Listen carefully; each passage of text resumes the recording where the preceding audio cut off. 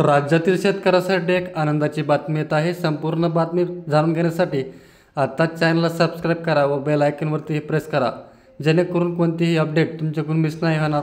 तर चला सुरू करूया आपल्या न्यूजकडे। राज्य सरकारने आता शेतकऱ्यांच्या खात्यावरती थेट पैसे जमा करायला सुरुवात केली आहे। हे पैसे जमा करण्यासाठी आता 3 विभागातील सर्व शेतकऱ्यांच्या खात्यावर 13,53,लाख रुपये जमा होणार आहेत। नमस्कार शेतकरी बांधवांनो, आज आपण अतिशय महत्त्वाच्या आणि आनंदमयी बातमीबद्दल जाणून घेणार आहोत। महाराष्ट्र राज्य शासनाने शेतकऱ्यांसाठी 2 मोठे शासन निर्णय जारी केले आहेत। हे दोन्ही निर्णय 17 ऑक्टोबर 2025 रोजी महसूल आणि वन विभागाच्या माध्यमातून घेण्यात आले आहेत।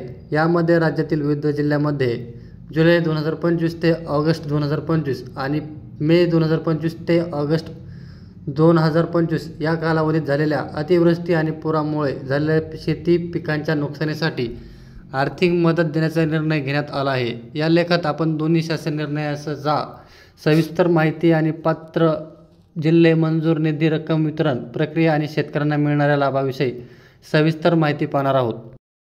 पहिला शासन निर्णय, जुलै ते ऑगस्ट 2025 दरम्यान झालेल्या अतिवृष्टीसाठी मदत। सर्वप्रथम पाहूया पहिला शासन निर्णय काय सांगतो। या निर्णयानुसार राज्यातील काही जिल्ह्यांमध्ये जुलै 2025 ते ऑगस्ट 2025 या कालावधीत अतिवृष्टी आणि पुरामुळे शेतपिकाचे मोठ्या प्रमाणावर नुकसान झाले होते। अनेक शेतकऱ्यांच्या शेतातील पिके पूर्णपणे वाहून गेली होती, जमिनीतील सुपीकता कमी झाली होती आणि शेतकऱ्यांचे आर्थिक ओझे वाढले होते। हे नुकसान लक्षात घेऊन शासनाने या शेतकऱ्यांना मदत करण्यासाठी निर्णय घेतला आहे।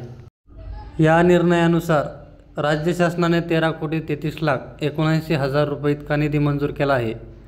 हा निधी थेट लाभार्थ्याच्या बँक खात्यात DBT द्वारे जमा केला जाणार आहे। म्हणजेच शेतकऱ्यांना कोणत्याही कार्यालयात जाऊन अर्ज करावा लागणार नाही किंवा मध्यस्थीची गरज राहणार नाही। शासन थेट त्यांच्या खात्यात मदतीची रक्कम जमा करणार आहे। पहिल्या शासन निर्णयात समाविष्ट असलेल्या जिल्ह्यांची यादी। कोकण विभागातून ठाणे, रायगड, रत्नागिरी, सिंधुदुर्ग, तर नागपूर विभागातून गोंदिया, चंद्रपूर, छत्रपती संभाजी विभागातून छत्रपती संभाजीनगर या सर्व जिल्ह्यातील शेतकऱ्यांच्या खात्यात मंजूर निधी जमा करण्यास शासनाने मान्यता दिली आहे। प्रत्येक जिल्ह्याच्या नुकसानीच्या प्रमाणानुसार निधी वाटप करण्यात येणार आहे। या निर्णयामुळे कोकण आणि विदर्भातील हजारो शेतकऱ्यांना दिलासा मिळणार आहे। अतिवृष्टीमुळे झालेल्या नुकसानीची काही प्रमाणात भरपाई म्हणून ही मदत शेतकऱ्यांना मोठा आधार ठरणार आहे।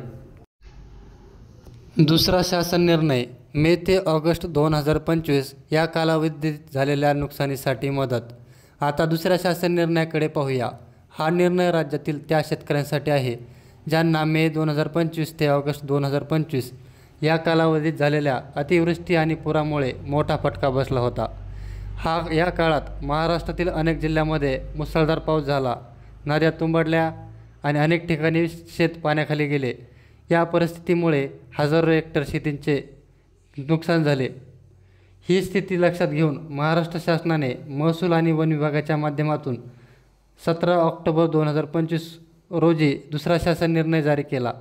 यानुसार 34,47,69,000 रुपये इतका मोठा निधी मंजूर करण्यात आला आहे। हा निधी राज्य आपत्ती प्रतिसाद निधी मधून देण्यात येणार आहे। शासन निर्णयानुसार ही रक्कम थेट शेतकऱ्यांच्या बँक खात्यात जमा केली जाणार आहे।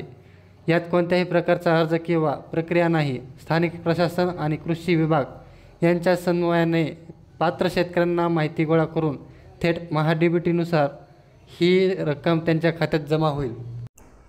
दुसऱ्या शासन निर्णयात समाविष्ट जिल्ह्यांची यादी। कोकण विभागातून रायगड, रत्नागिरी, सिंधुदुर्ग, तर पुणे विभागातून पुणे, सांगली, नागपूर विभागातून नागपूर, वर्धा, चंद्रपूर, छत्रपती संभाजी विभागातून बीड, धाराशिव, नांदेड, लातूर, अमरावती विभागातून अमरावती, यवतमाळ, बुलढाणा, वाशिम, अकोला या सर्व जिल्ह्यातील पात्र शेतकऱ्यांच्या बँक खात्यात शासन निधी जमा केला जाणार आहे। शासन निर्णयात प्रत्येक जिल्ह्याच्या नुकसानग्रस्त क्षेत्राची माहिती, बाधित शेतकऱ्यांची संख्या आणि संबंधित निधीचे प्रमाणसुद्धा नमूद केले आहे। निधी वितरणाची पद्धत आणि लाभाची प्रक्रिया। शासनाने स्पष्ट सांगितले आहे की दोन्ही निर्णयामधील निधी DBT प्रणालीद्वारे थेट लाभार्थ्याच्या थेट बँकेत जमा केला जाणार आहे। यासाठी शेतकऱ्यांनी KYC केलेले बँक खाते देणे आवश्यक आहे. आधार क्रमांक बँक खात्याशी लिंक असणे गरजेचे आहे. जिल्हा प्रशासन, महसूल विभाग आणि कृषी अधिकारी यांच्या मदतीने पात्र लाभार्थ्याची माहिती निश्चित केली जाईल. एकदा पात्र निश्चित झालेल्या निधी थेट खात्यात जमा होईल. या प्रक्रियेमध्ये कोणत्याही मध्यस्थीची भूमिका राहणार नाही. त्यामुळे पारदर्शकता आणि जलद गतीने मदत पोहोचेल. तुमच्या जिल्ह्यामध्येही हा निधी शेतकऱ्याच्या खात्यावरती जमा होण्यास सुरुवात झाली की नाही हे देखील कमेंट करून सांगा. व असेच नवनवीन अपडेट पाहण्यासाठी आता चॅनलला सबस्क्राईब करा व बेल आयकॉनवरती प्रेस करा, जेणेकरून अशाच न्यूज तुम्हाला पाहायला भेटतील. धन्यवाद.